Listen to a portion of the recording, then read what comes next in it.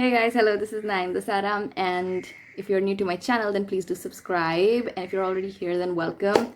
And today we're going to be learning Korean. Yes, this is going to be a Korean language tutorial again, and today's topic is the 5 habits that you can adopt that can help you learn Korean better. So let's just jump right into the video. Drama fans around the world is that if you're really interested in learning Korean and you want to get well in it, if you're already studying, I think learning the language would be easier if you just go back to a drama. Listening makes the language really easier for us to understand, and we get familiarized with the words and the pronunciations and the sentence formations as well. So I would advise all of you guys to just go back to a drama that you are very familiar with. Go back and listen to it again so that this time you won't be focusing on the drama but the words itself.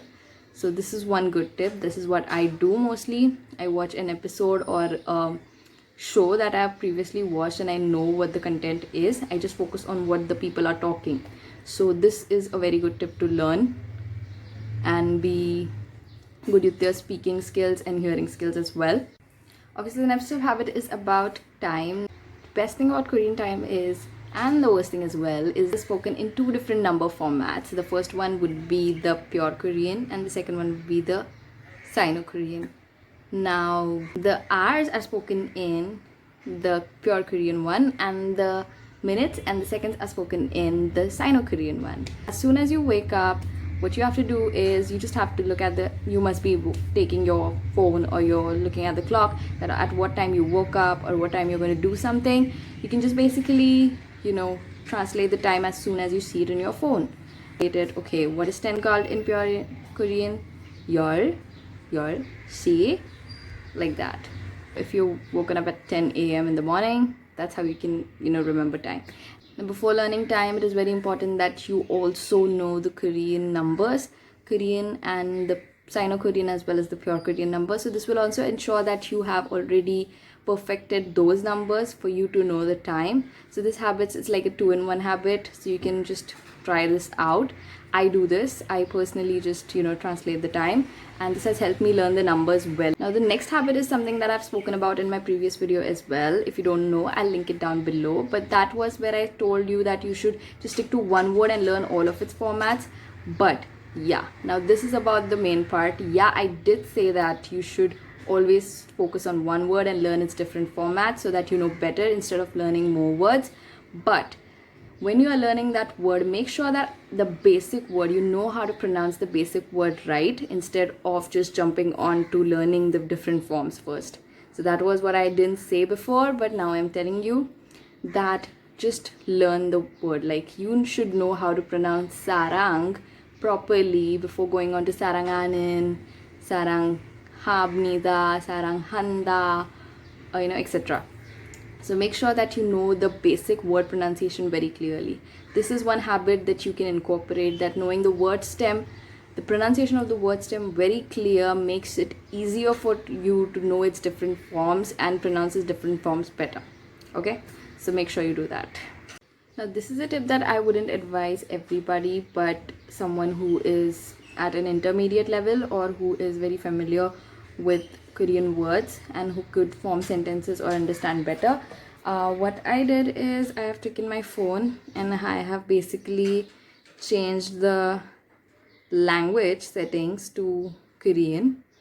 See it? But yeah, I changed my settings to Korean, as you can see.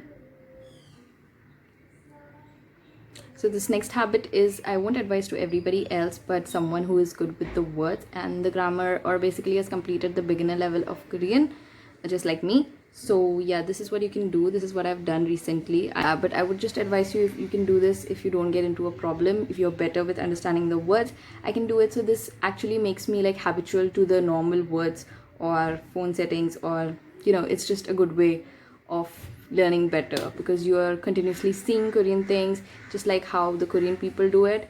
So this makes it more like usual for you. That's how I would say it.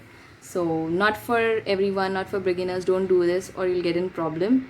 Just for the intermediate ones and the advanced ones, if you are just like, this helps.